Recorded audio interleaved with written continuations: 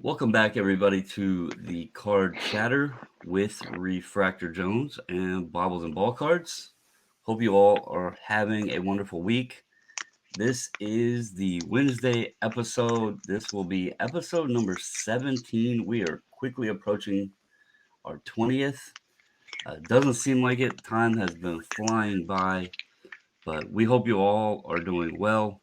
Once again, as always, we like to start the episode by giving a huge shout out to Mason and Mason's Mission. If you are not familiar, if you're new to the show, Mason's Mission is a nonprofit mission where Mason Forelli is trying to collect donations that he can put forth to helping other youth who deal with pediatric cancer, as well as their families.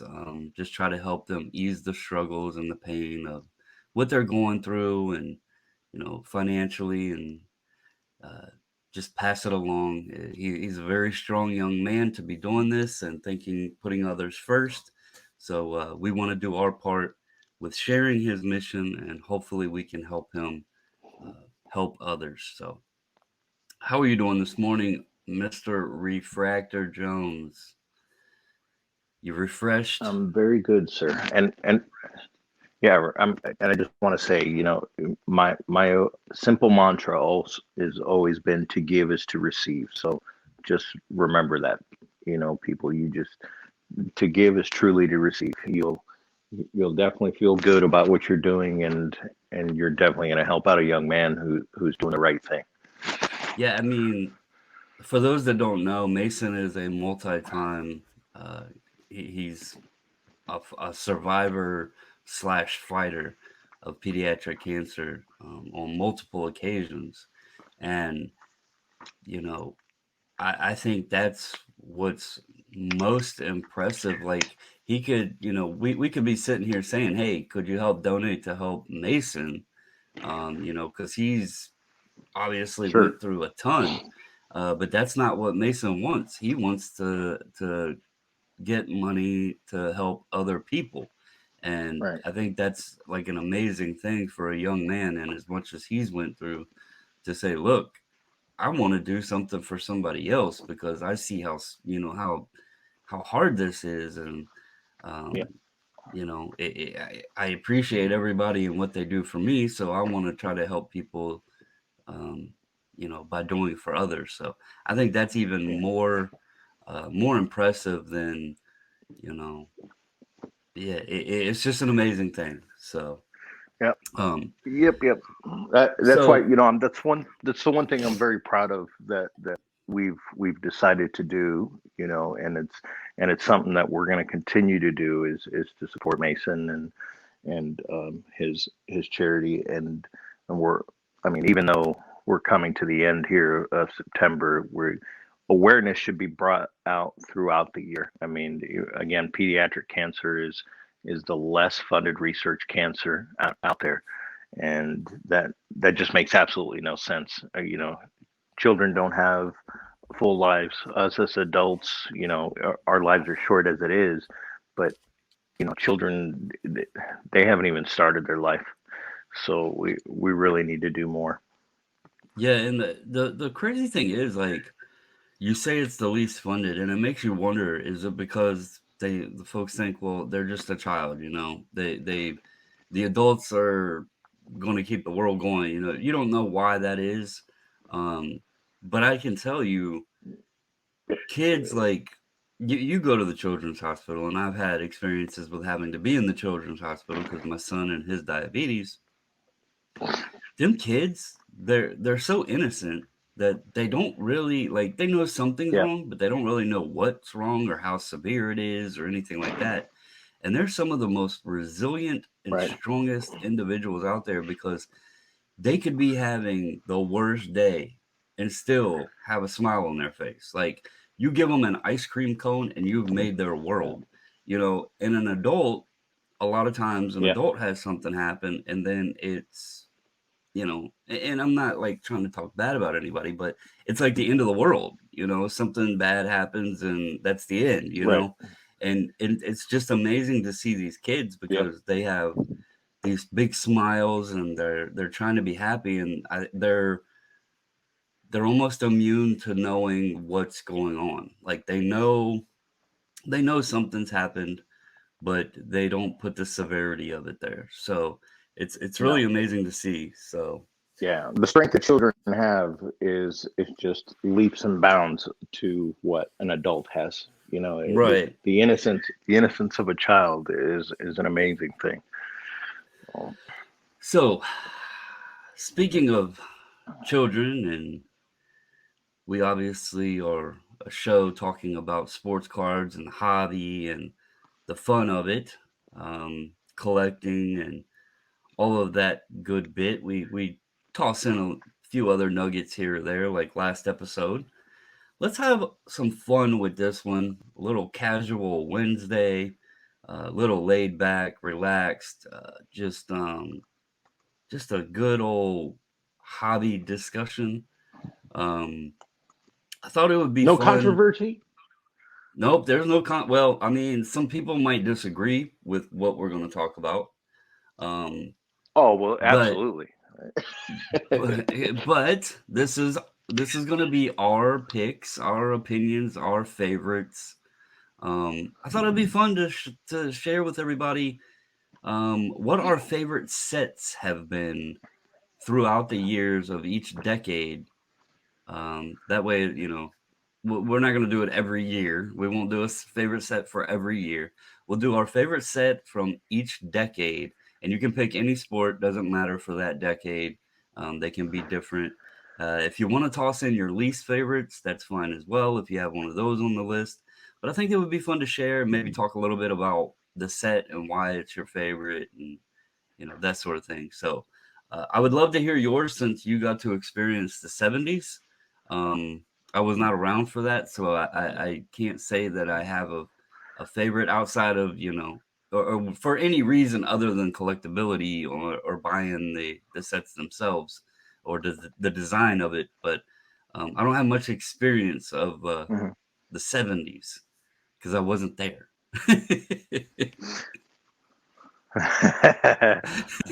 Well, good. I'm glad you didn't decide to throw me completely under the bus and make me do the 50s or the 60s. I mean, just No, because, like I just thought about it. I thought that would be fun, but yeah.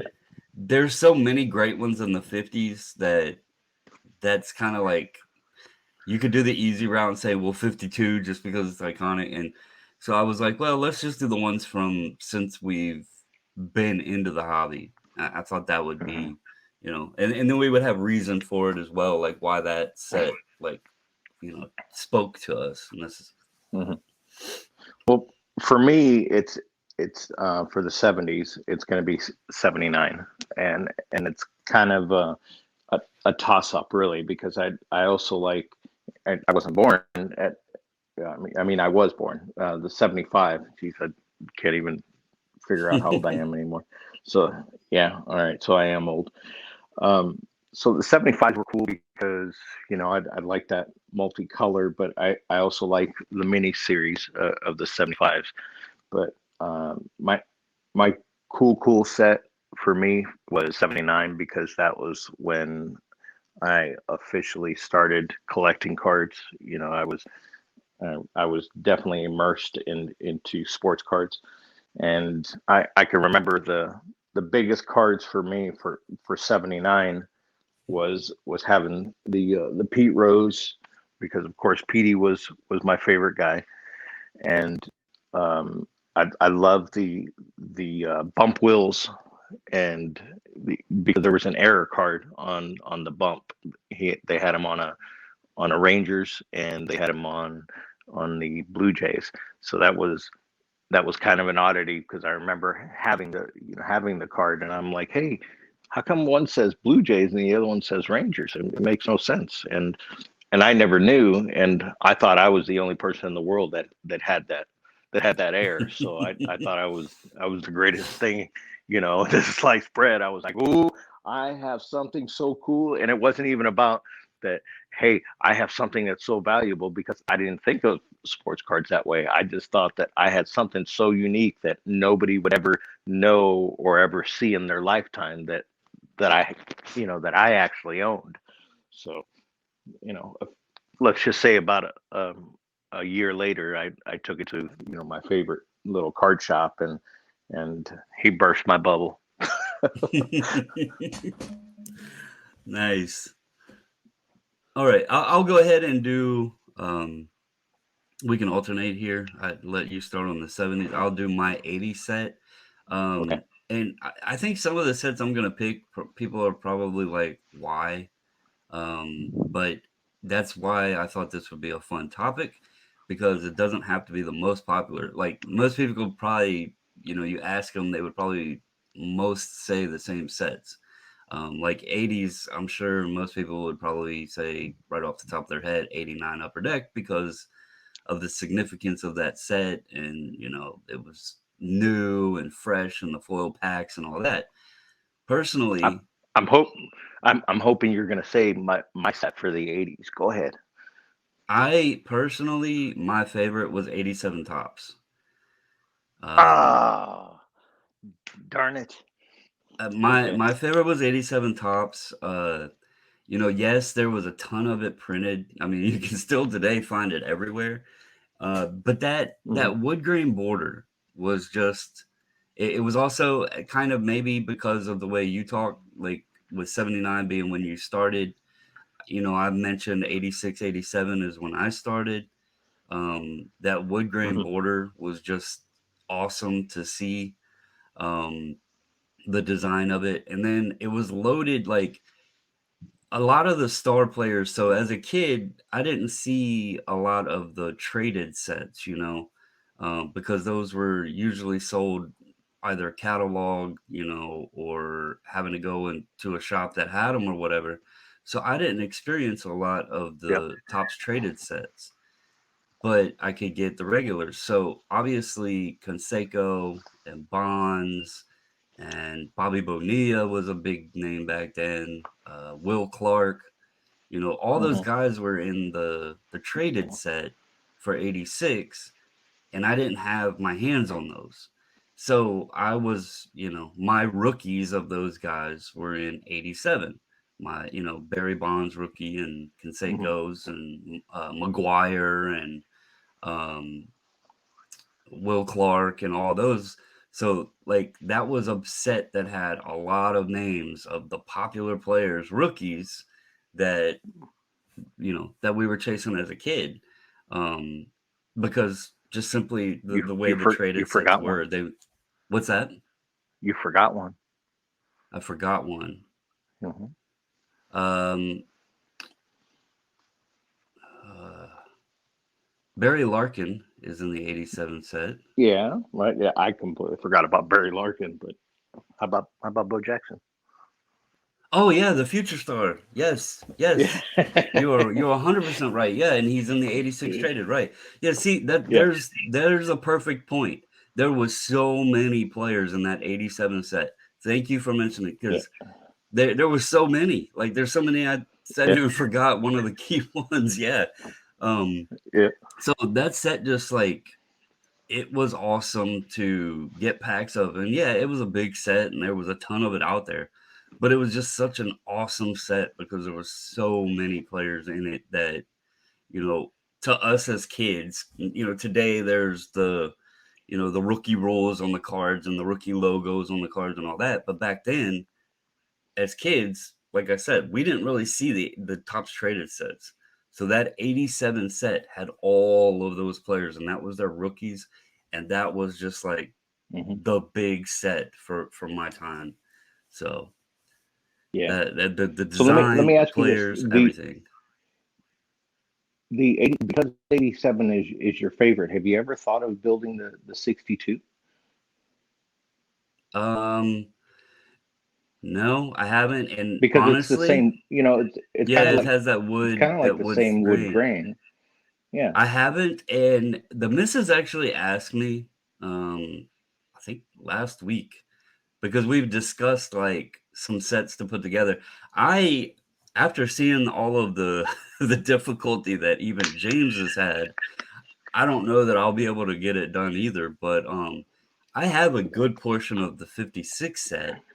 Um, but I know James had a Hmm. lot of struggles even finishing his. So that's one that I've started working on. But she did ask me about a set that we could work on just like when we go to shows, because she likes to sit down and go through and look. She loved helping him with the 56 set.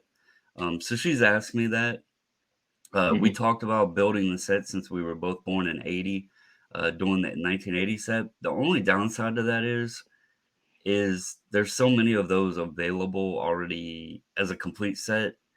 It's almost discouraging, and you have that temptation to just cheat and buy a complete set. So then that takes the fun out of it.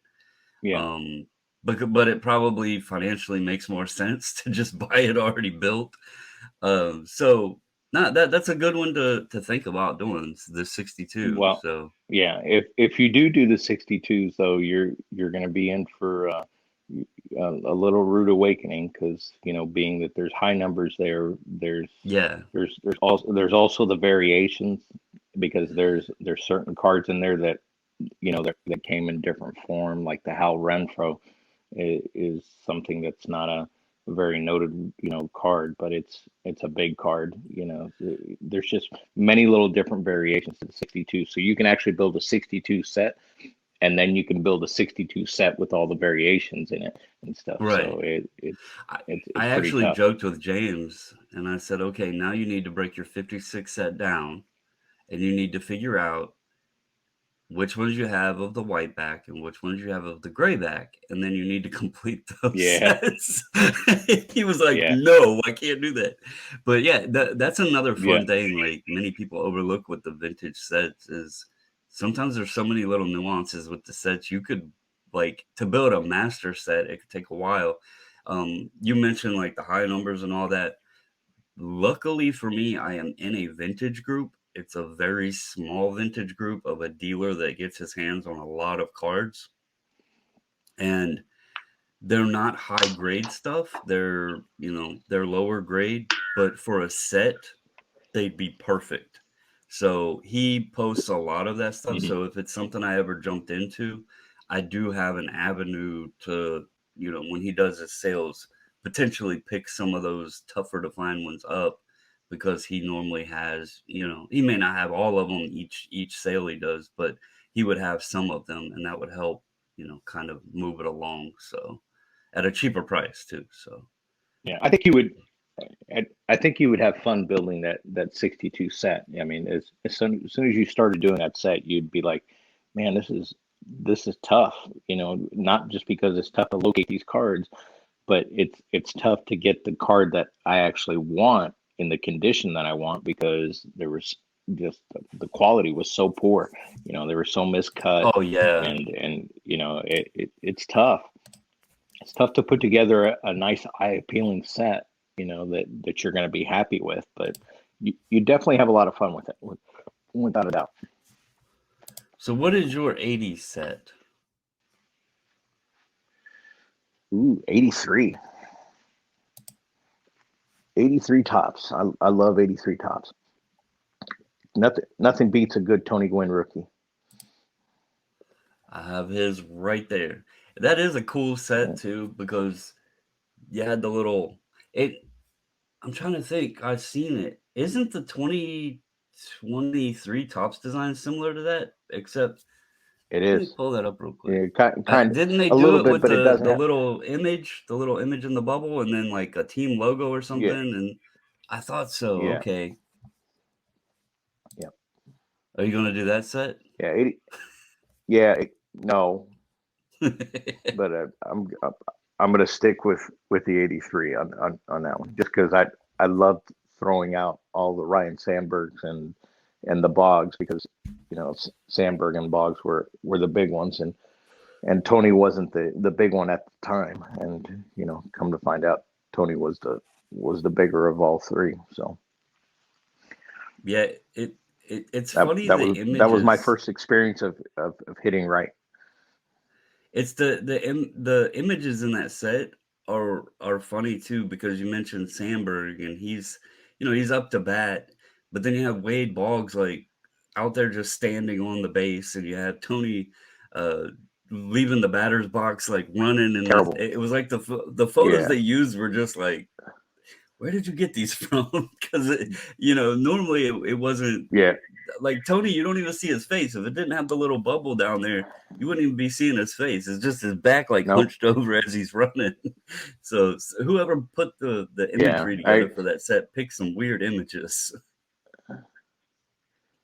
Yeah. The photographer wasn't very good. Going back to just real quick, and not to interrupt your 83 talk, the 62 actually might be a good one. I pulled up to see what the key rookies was. I'm gonna be honest, it's very weird for me. I know the 50 sets really well, and I Hmm. don't know why, but the 60s and 70s sets I kind of fall off, and I don't know if it's because I've focused so much on buying the 50s rookies that I've learned those sets really well. Hmm. But the 60s and 70s, I do need to brush more up on, because I can't just like, even when I'm doing the previews, I'll look at the cards and I'll have an idea of if it's a 60s card or a 70s card, but I'm Yeah. not as quick to read off like the year of those sets as I am the 50s. I could tell you just looking at the card, every one. And those didn't have the years on the back of them to tell you, but I can recognize those sets so much more than the 60s and 70s. So I need to brush up Hmm. on that a bit. But looking at that set, Gaylord and Lou Brock, I actually have both of those. So I already have Yep. a start on it, because that's the two key rookies. Yep. So Yep. um Yep. but okay, so 83 is your 80 set. Um Yep. I'll go ahead to the 90s. And this is another one. Wait. There's Wait a minute. so many. Wait. Hold on. Let me do a 1A to also, because Okay. there is another You can set do a 1A, you can incidentally. do one that you hate. It doesn't matter. Go ahead. You got the No, floor. no, no, no, because I don't hate anything, yet. I mean, the hate comes in the 90s. Um, so for 1A, I would have to go with 84 Donruss. 84 Donruss was another big one for me, because I just loved how fresh and vibrant the cards were. They just popped out at you, and still to this day, when I buy collections and I find 84 Donruss, I just get the biggest smile on my face, because it just reverts me right back to my childhood so quickly, I'm going to and take you for a they just ride make real me quick with happy. the camera, if I can. Do you see up Hmm. there? Do you see the Tony? Yep. Do you see what's Yep. next I to see it? Tony. Do you see what's next to it? The Uh, 84 to the left. Donnie?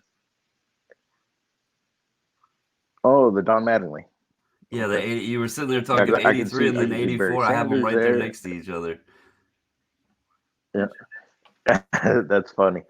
Yeah, I'd love that, because at the time, yes, Mattingly was big, but Daryl Strawberry was even bigger. Hmm. He was just absolutely crazy. And of course, then my one AA set is the 84 update. So I mean, the 80s had a lot of good sets. It really did. But 83 tops had to be my favorite, just because of Tony and my relation with Tony. So I just I, that set will always mean more to me than anything else. So okay, Yeah, do your 90s. well, just as you said, the 80s had a ton of sets. That's why I said this is fun. But when you said no controversy, I was like, well, people are going to probably pick other sets, because there's so many, like these decades that we're going through. There's so many awesome sets in them, and that's why I thought this would be fun to just talk and share our feelings about our favorite and why they're our favorite. Like many people would probably say, "Oh, I hate 87 because it was ugly or there was a ton of it or whatever." I actually love that set. So I have some of them in that back closet, the full sets, simply because I love the set. So, all right. For my 90s set, this is another one that probably would surprise people, because there's like from 96 on, and I said we can do any sport. It doesn't have to be strictly We could have tossed 86 Fleer out there for the 80s, and we didn't for basketball. So that tells you something. Um, Yeah, I would say in the because at the 90s, time we were heavy. We were heavy baseball. yep. Baseball And was the push sport. that's why I'm gonna Basketball I got to say, see one day a week. That was right. it. Saturday morning I got to see basketball game. I got to see Yep. two basketball games. I got to see baseball almost every night. You know. And if you couldn't watch it, normally some radio station would have a game on or something. Um, or at Yeah, least yeah. here, I grew up. I could I pick grew up up the listening to Vince Baltimore Scully. Orioles. But this is another one that's Hmm. going to throw people because I could pick Leaf, the 90 Leaf baseball set. There's so many 90s basketball and football sets that had iconic inserts and all of that. I'm pretty certain I know which one's going to be your 90s set already. Mine's pretty plain, and it's the 1990 Top set. And again, folks might say, why? Well, I'm a Ken Griffey Jr. fan. Love Griffey. And I mentioned I couldn't get my hands on the Tops traded, that sort of thing. I didn't see Tops traded. Hmm. And I really, 89 Upper Deck, I've talked about like the majority of the time when I got cards, it was birthdays, Christmas, that sort of thing. So my parents or grandparents or whatever going out and spending, extra on a pack, they're gonna pick the cheapest pack, right? Likely they're gonna get me the Sure. complete set over singular packs because of the price point. Well, the 90 Top set again had the Griffey quote unquote rookie. We'll call it the rookie cup. But Yeah. the 90 Tops had that in it to chase. Then it also had the Big Hurt, Frank Thomas. It had Robin Ventura in it. Um, Hmm. you had Sosa Dave in Justice. 1990. What's that? Dave Justice. He was Yep, he was Dave big in Justice, that which, set by the way, also. I'm in Virginia, played in Richmond in the minors, the Richmond Braves. He was here for Yeah. that. Um, so again, it was what set did I get to experience most? And, I could sit here today as an adult and tell you, well, yeah, 90 Leaf, that's an awesome set. But I'm coming from my childhood, trying to think back on memories. What was my favorite and why? And I would have to, no doubt. I'll also tell you, I thought it was fake. Um, but you know how they used to do like the box bottom cards. I had a 90 Yeah. Tops King Griffey Jr. that had no back on it. And apparently it was cut from a Hmm. box. I don't remember if it was a cereal box or one of the wax boxes or what, but I had one of those in my The wax boxes. collection Yeah. and I thought it was fake. And today I really wish I had that. And then you toss in the chase card Hmm. with the no name Frank Thomas. That was like if there was a monster card of our childhood or my childhood and likely yours. I mean, you were still young then. The no name Frank Thomas was like the monster card because even back then, that card was like people knew if you had that no name Frank Thomas, it was valuable. Beckett had, it was in there. We were seeing it in Beckett. So Hmm. um, I would have to speak, I'd have to That 100%, that card it was came a out different, right. That card came out at $500 yep, when it hit Beckett right away. That was the first major jump on the price, and that was the major. Oh wow, what $500? What's going on here? And then everybody wanted to find the darn thing. Everybody broke out right. erasers and everything, thinking, hey, maybe I can erase the Frank on here and stuff, make some money. Yep. But then So, there was those half prints also because there were some where some of the die didn't do the complete Frank Thomas, and there's other players too that actually have no names in that set. So It's kind of one of those things that a lot of people don't know about. You know, something I never knew, and I guess because as a kid growing up, I didn't really pay that much attention to it.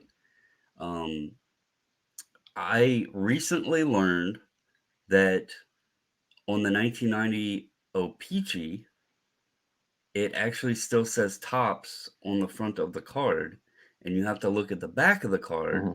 and where it's printed in to tell that it's an O-Pee-Chee copy. Most of them, if they had the logo on them on the front, like the 87, it said O-Pee-Chee Yeah. on the front. And that 90 set, it Yeah. looks just like a Tops card. You have to actually pay attention to the back where the copyright and everything is and where it was printed from. I now have been like anytime I dig out the 90s King Griffey Juniors, I've been looking for them because I'm like, well, hell, now I need a 90 O-Pee-Chee King Griffey Jr. So that's something, a little fun fact out there Yeah. for folks if you're listening. Many folks may know it already, but it's something I just recently learned because I always thought they threw the O-Pee-Chee on the front, and that one, for sure Yeah. enough, it has Tops on the front, and you have to look on the back, and it says O-Pee-Chee on the back of it. So something to keep your eyes out for if you didn't know that, Yeah. It makes and you no. come across a 90 Griffey, check the back of the It card. makes. So Yeah. That made no sense that they did that. I mean, it just. I I never, mean, I don't I understand why they came did that. across, I think it was shout out. I think it was Junk Wax Investor because I always like watching his, top 10 sales of the week for the different Hmm. sports and everything. Because sometimes you see stuff on there and he does bonus cards and stuff that you may have never seen before. And I Yeah. think it was on his channel, there was a sale of a Griffey. And I looked at it and I was like, wow, that's interesting. So I started looking into it more. And sure enough, it says Tops on the front of the card. The backside's where it actually designates that it was printed in Canada and everything. And that's what makes the Hmm. OPG. And I just recently learned that. So that's something I'm going to Yeah. definitely be keeping my eyes out for because it'd be cool to have. I found an OPG bonds from 87 at the National. Yeah. So it'd be cool to add a O-Pee-Chee Griffey. So something one I'm going to be I'll have to keeping look. my eyes out I'll for. I'll have to look through all of them because I know I have a bunch of 90 tops, Griffies. So I'll have to look and see if I have any of the OPGs, and if I do, I'll send it out to you. Well, that'd be awesome because yeah, like I said, I didn't never know that, and the only way to really identify it is the back. You have to look at the back where it said Yeah. printed in USA or printed in Canada. So that is a little Hmm. nugget for this Wednesday episode to throw out to folks. I don't, again, maybe I'm oblivious to it and just never knew. Maybe folks already knew that, but that was one I was surprised that it said Tops on the front, and I, you had to look at the back to yeah. identify it. So I never paid attention to it. I always knew OPG, but I just I always just thought that's OPG was OPG. I just never even paid any kind of attention to it where the placement was as far because I always assumed they were always on the front because I'd always see them on the front. Yep, So the logo was like it would even in hockey and all that they would have the different identifiers on the front. Now, outside of like the Gretzky where or the older ones where they didn't put Tops on the front, it was just the front of the card. It didn't have a logo on it. mm, Then you had to look at the back. But on that 91, that 90 set says Tops on the front and printed in Canada or whatever on the back. So definitely something interesting and fun. mm. Man, All right. You're up so on deck for they got cheap. 1990. They got cheap. Yeah. Oh, wait, I am going to Ooh, stop you. I 1990. said we could do Mm. sets we hate. 1990s, that decade, has the set that, without hesitation, if anybody asks the question, what is the worst set design ever in history? The 90s claims and holds that title because 1991 Fleer is, and this is specifically for baseball. The other designs were they weren't too terrible, but that yellow, whoever thought bright yellow was a good color for baseball cards? I do not know what they were thinking about. There wasn't really anybody. I mean, I think the coolest card in the set is the one with Griffey and Barnes. Yeah, there was like, it was just a terrible set. That's all I Yeah. have to say about it. It was a terrible set. Uh, If you wanted a box of mustard, buy yourself some 91 Fleer. Yeah. So, Yeah, there really wasn't much for as far as a rookie, either in no, that set. There it just wasn't. was There was nothing. it it was bad. It was a bad set. Like my Um, Yeah, like my negative set of the '90s at least had a lot of rookies in it. So I couldn't I think stand I know the yours. I '90 think we've had Donners. the talk. Yeah, the red. You Yeah, didn't like the red. yeah. I think No, it's funny with that. I just didn't like '90. It was so mass produced. It was Yeah, crazy. I remember buying full cases at $25 a case. I mean, it was crazy. And at the time, my wife and we would just crack box after box after box of that stuff. And we probably did it for a good 6 months because, like I said, cases were $25 a case, man. So we were just busting 20 boxes like no tomorrow. And we were just pulling every different, because there were so many errors in that set hmm also, with the Juan Gonzalez reverse negatives, the all star lines, the wrong backs, the Nolan Ryan that were in Diamond that. Kings. So yeah, The Nolan Ryan right. one is Yeah, I mean another it pretty was big one. crazy. Yeah, there was just so I many do find it crazy funny how many variations people. in that 90.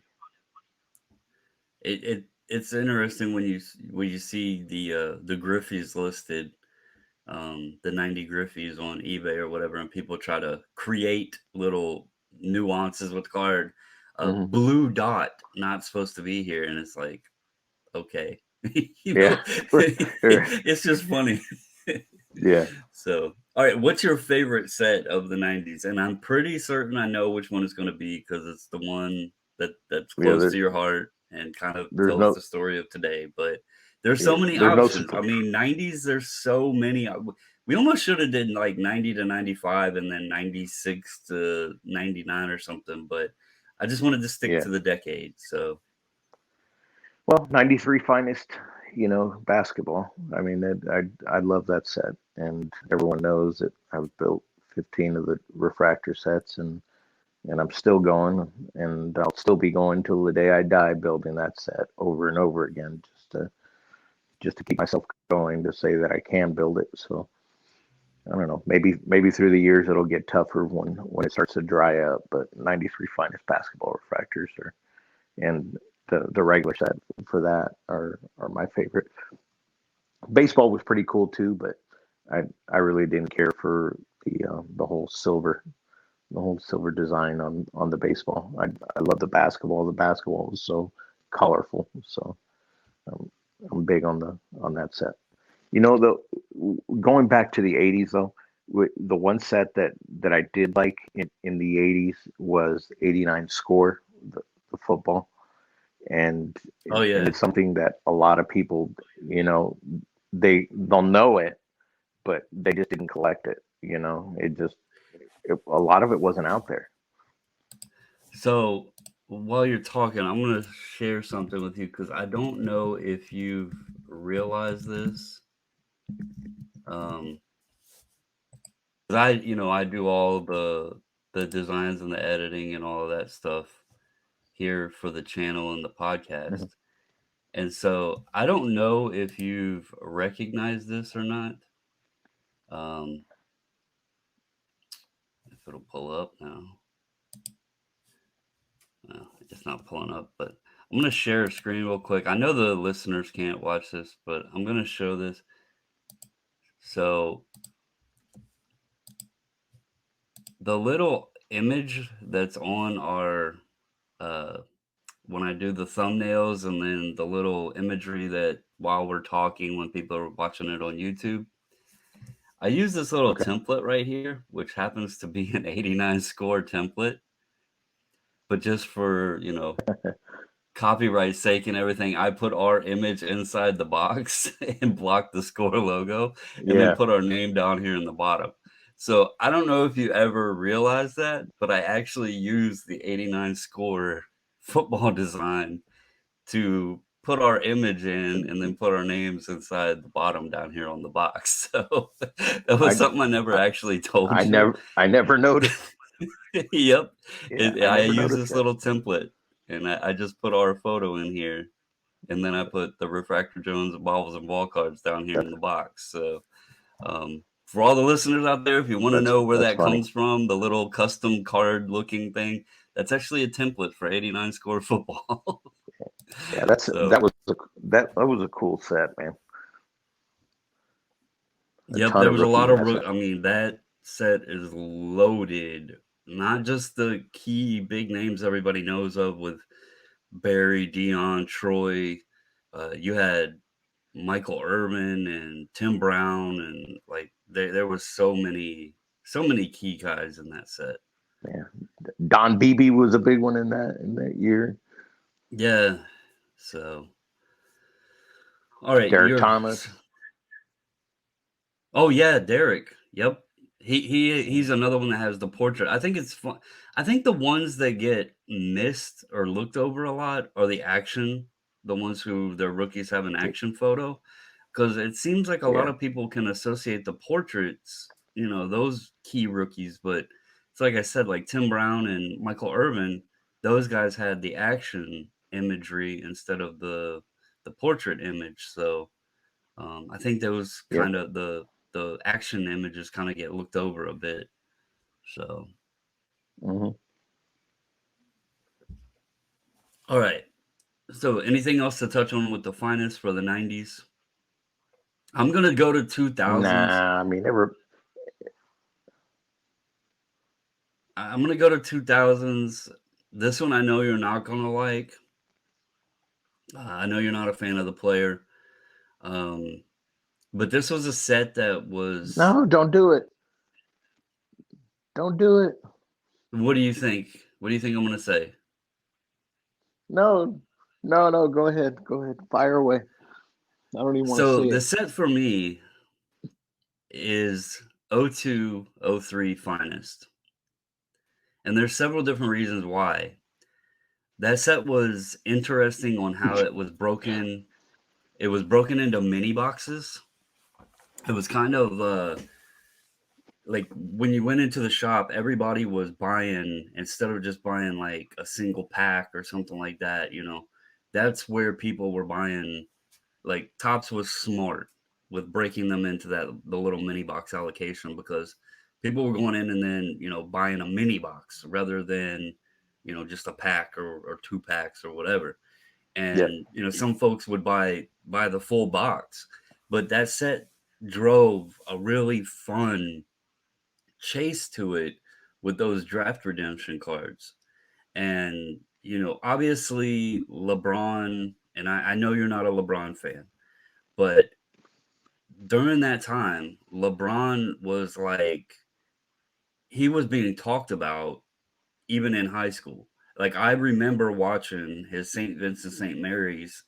Um, I can't remember my brain's having a foggy moment, but the school over here in Virginia that he played on ESPN. It was the first time I ever seen a high school game on ESPN, and Hmm.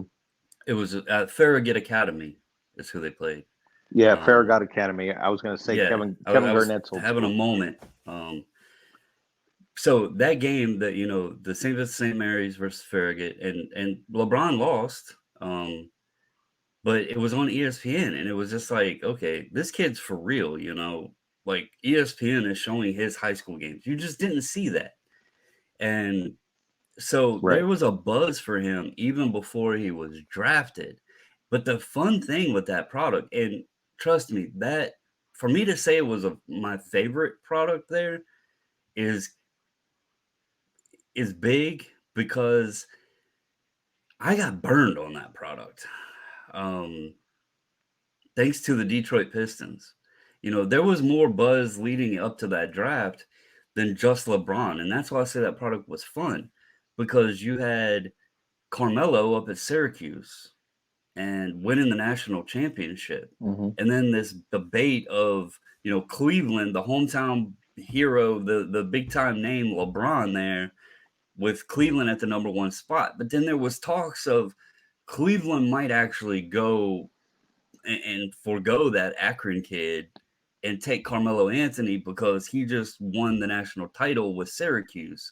And then you had, Dwayne Wade at Marquette, and it was just like it was a pretty good class. It almost was like the 96 class in a sense, with Kobe from high school and Allen Iverson and Ray Allen and those guys. But then you toss in Chris Bosh, he was in there in the '03 class.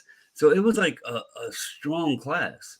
And I remembered I hit that number 2 draft redemption. And it for those that don't know what I'm talking about, the draft redemptions is similar to the select XRCs that they have in football. You would get just a redemption card, and it would say, number 1, number 2, number 3, whatever, and then whoever you didn't know who you got until the draft happened, and whoever was picked in that spot, you could redeem the Hmm. card to get their, a card of that player. There was also refractor versions, and numbered. I think there was gold refractors, if I'm not mistaken. Um, but yeah, it was a fun Yep, chase. And there were. um, I had number 2, and I remember the excitement when I pulled that number 2, because I was like, all right, I'm great now, right? I'm either getting LeBron or I'm getting Carmelo Anthony. There's no doubt about it, right? They've said they're 1A, 1B. I'm getting one of these guys. I'm set. I'm getting one of the best names of the draft. I have the number 2 pick. And then the Detroit Pistons had to Detroit Piston and select a guy that nobody was talking about, which happened to be Darko Milicic. And my The heart Dark sunk. Man. I was like, who is this guy? Like, nobody knew who he was. And think about this. Think about Luca being unknown and the Dallas Mavericks selecting a guy named Luka Doncic because you never heard of him. Like, there was no like buzz Yep. around Darko Milicic like, Luca gets from, because Luca, he had his when he was younger, he played professionally over there, but Darko was just like, everybody's like, who is this guy? It was known that Carmelo and LeBron were 1-2, and Hmm. whatever way they went, whether Carmelo went first or the likely odds that LeBron was going first because of the hometown attraction, we knew it was 1-2. And then Detroit throws this wrench in there and says, nope, we're taking this guy Darko. It wasn't even Dwayne Wade. It wasn't Chris Bosh. It was Darko Milicic. And so yeah, I got And burned people on are that still set. saying, "Who is that guy?"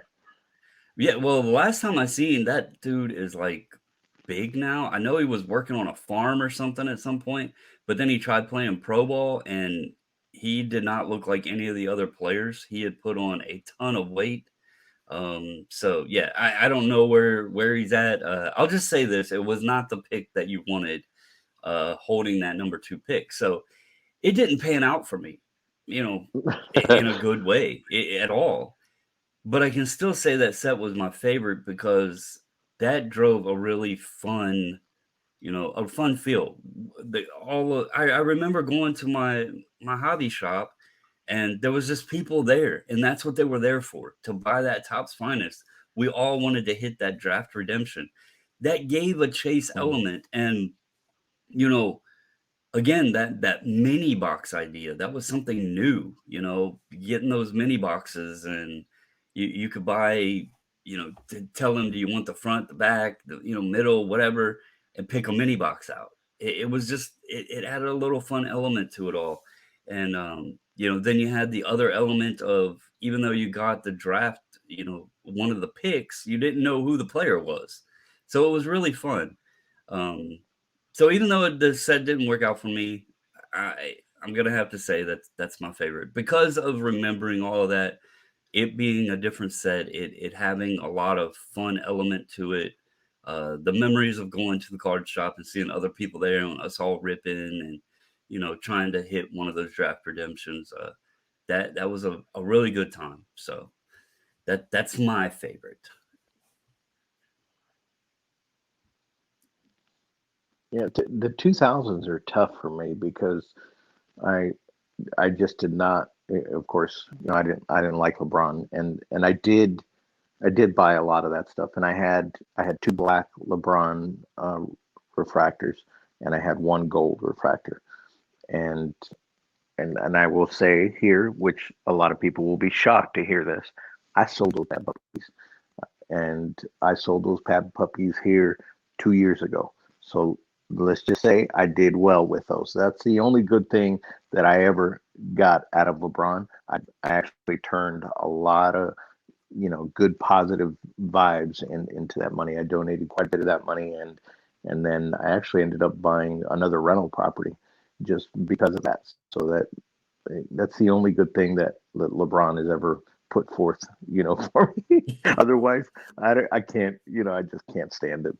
So and that tells you if I sold a card, that tells you I have, Let absolutely me let no me ask interest you in real you. quick, and I don't want to go into the political side of things or anything like that. Is the disattraction, I'll put it as, with LeBron, has it always been there? Has it been something always like been a thing, or is it Yep. something new? Because No, I it's always actually, been there. okay, I was just curious because I actually used to really, really, really like LeBron, and I thought he did a lot of good things. He has the school that he created, and he's helped Yeah, the city of absolutely. Akron and all that. I think, again, I don't get into the politics and stuff like that. This isn't my what turns me off about him necessarily. It's just the positions and the things he's said. Um, I don't know. Like I don't want to be a part of it. I guess it because I want to know him as the basketball player, and the accomplishments Yep. on the court, and I don't want all the excess stuff along with it, because I don't like getting into Yep. politics or anything, and so that's why I was just curious if this was just something that's turned you off recently, or if it's always been there. Like, have No. you always just like, and I know, you're not a big Cavs guy or anything like that. So it could even be just something you don't like him because he beat your favorite team or whatever. So I was just curious because, me personally, Nah, I no, when he was no. like I said, I watched that high school game. Um, I watched his career. I thought it was awesome that he came in uh, as young as he was with the pressure he had on him Mm, and performed and stayed out of controversy, so to speak. He had the high school stuff with the Hummer and the jerseys that were given to him and that sort of thing. But as far as doing other stuff, he stayed out of the limelight. Um, he had that big deal with Nike before he ever even stepped foot on the basketball court. And some kids having that much money before they even done anything could, you know, collapse them. But instead, he still went out and performed at a high level. So I had a lot of respect for him. yeah. The only reason that's turned me off now is, this isn't just specifically LeBron, it's with a lot of athletes or, even sports in general. But I find that sports are like an outlet for us to get away from the reality of what's going on in the world. It should be something fun for us to detract Yeah. from the reality of the world. And a lot of it now has pulled that negativity that we try to escape from into the sports themselves. And that just is a turnoff because I don't want politics and sports mixing. Mm, So that's just no. my own personal thing. Others Yeah. may see it No. differently, I but I feel the same way because you can't mix politics in sports. It's never going to work. That's why Michael Jordan was always so neutral and was always zip about it because he knew he was never going to win that fight. There was yeah, never There's never a right or wrong reason.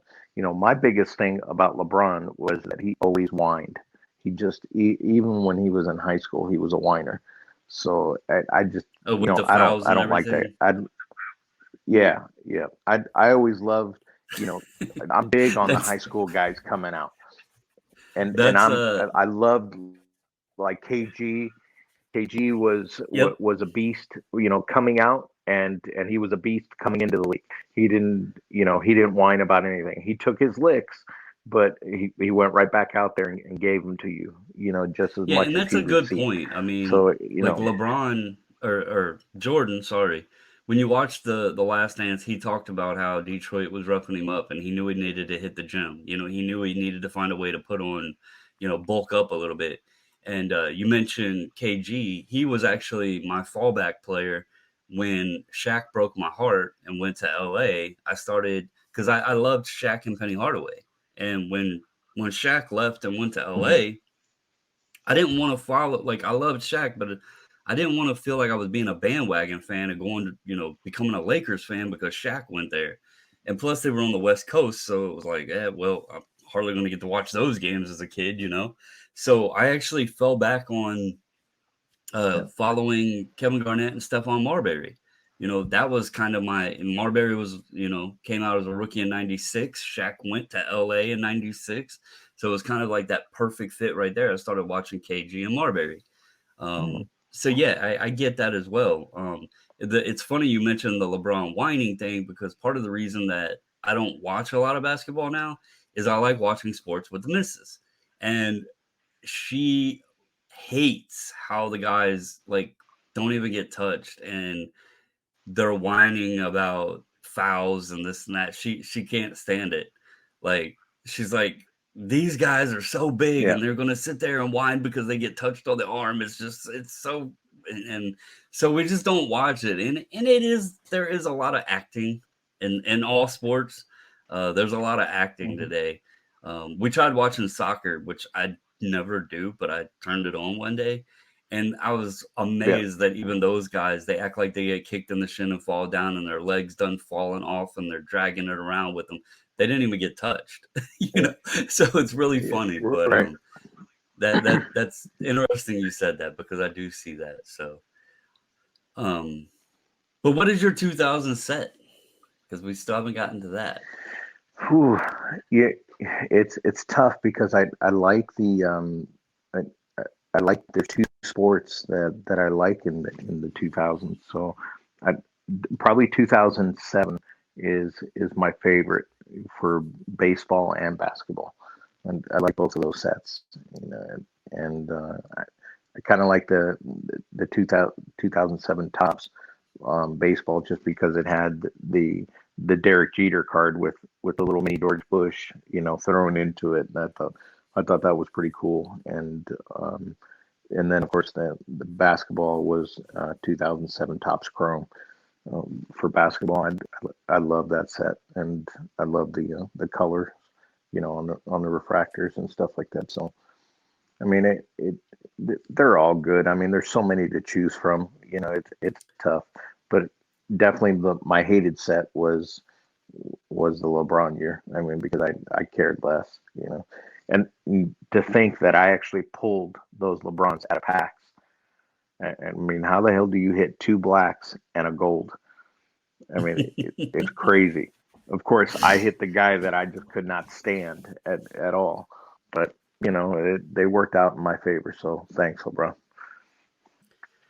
Yeah, so it's funny, you mentioned there's so many now. And that's why it was kind of easy. If you really think about it, like the 70s to pick a set, it's easy. The 80s, yeah, you got a little bit more in there, but it was still fairly easy. The 90s it started getting tough because there was so many new sets. You didn't just have your basic Fleer, Score, Tops, Donruss, whatever. You had all of the subsets, and you could even go with the insert set and that sort of thing. The 2000s it Hmm. gets even more, and now we're trying to figure out, and this is where, I mean, we're almost at an hour. I want to tell you, like in the 2010s, and we'll just go 2010 to current because it's only 2022. Um, I it's tough. It's tough. I'm actually looking. I'm not even gonna lie. I'm looking around my wall right now with like I have a display here with newer newer cards. Um, and there's so many I like because there's something with the set. Um, I think I'm gonna go with 2016 Bowman Chrome. I'm gonna go with that for a few different reasons. Um, that is a love hate set for me. Uh, the design is pretty nice on it, but it has some of the young stars of the game of baseball today in that set. Um, you have it's another one of those sets that I think over time. Now, the only issue with Bowman is they're not all in the same product because you obviously have Bowman Draft, Bowman Chrome, and regular Bowman. So you'd have to figure out which one's in what. But overall, that 2016 Bowman, and then we'll throw the Chrome Auto set out there. You have Juan Soto, you have Pete Alonso, you have Tatis, Victor Robles was obviously a special one for me. Bo Bichette, Vladdy Jr. Who else was in there? Uh, I know I'm missing some. There is so many people in that 2016 Bowman year, whether they're draft or again draft Chrome or regular Bowman. Um, Me and the missus opened a couple of 2016 draft, and I pulled out Taylor Trammell, Bo Bichette, uh, um, the boy on the Cardinals, Dylan Carlson, he's in there. I hit Hmm. his gold refractor from that set. Uh, that's just a set that, like, looking at today, I don't know that in 2021 Bowman or 2022 Bowman over the past couple of years, there's people are paying so much money for some of these prospects. I don't know that we're going to have the crop that came out of a year such as 2016 with players that wound up making the bigs and became stars and everything. I mean, you think about it, that was a lot of names I named, and I'm sure I missed some. I'm pretty positive I missed some from 2016. So I'm going with that set, the 2016 Bowman Chrome. Um, combine the three together. I'm going to do it as one combination because they are broken into three things. But the first Bowman autos and the 2016 crop there. So I'm going to cheat a little bit, but Hmm. I think that one deserves a lot of respect. Well, I'm going to throw out one that no one would ever think, and that I would throw my back, through and throw that Wait, support to, and that's going to be 2022 Top Chrome. because of the Can issues, you and you believe it? know that you'll be able to get a bunch of them. Because I'll be able to buy it out the door because it is just dropping like flies. It's the prices keep coming down and I'm loving it. So pretty soon I'm going to be able to start buying some of those boxes and start stashing them and be all tickled pink.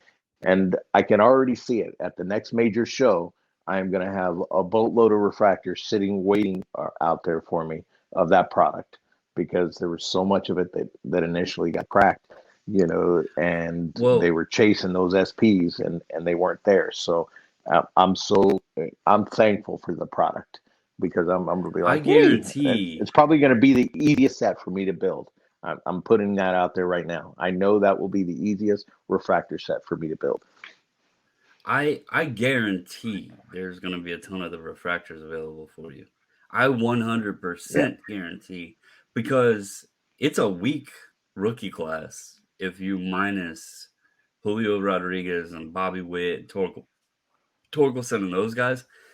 I only two that I know of that people, and I might be missing somebody, but the only two I ever really hear anybody even remotely happy that they hit is O'Neal Cruz for the Pirates, and then obviously Yep. Wander Franco because people still have hope he can, recover and come back and do well. But other than that, like, I mean, I guess there's some guys in there, but their names just aren't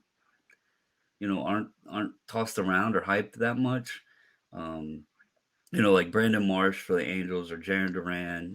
There's some Kyle Raleigh for the Mariners.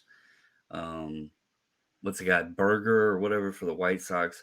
There was some guys that had moments where they were doing pretty decent, but none of them's being hyped. And I think this is where I think 2022 is where, like, in a few episodes back we talked about the 5-year plan.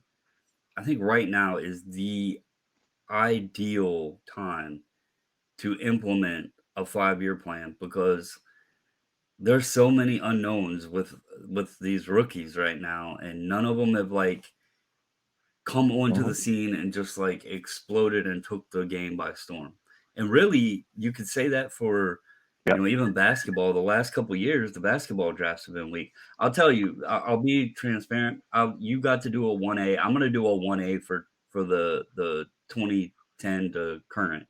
Um, because this was my original pick and I switched it over. Um, I'm going to go with also 2018-19 Prism basketball. That's a special set for me um, because I've told this story before.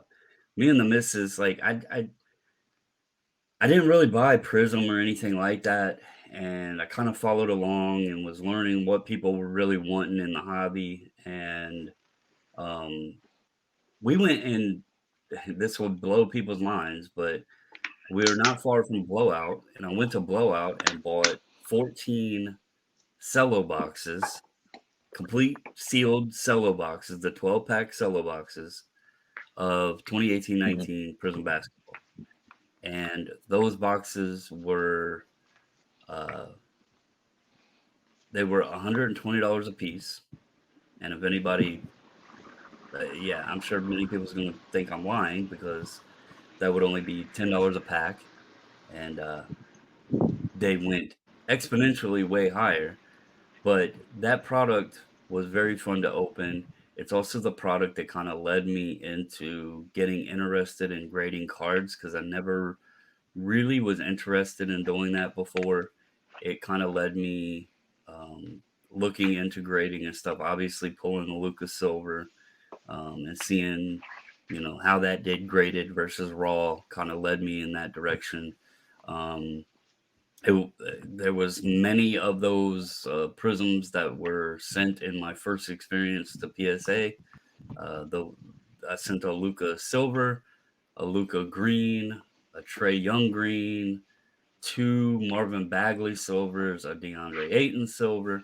So that set, along with, although we did very well financially on the hits we had, and then I had a ton of it sitting around when the bubble happened. And, and when I say the bubble games, like Prism cards were crazy. It didn't matter who it was.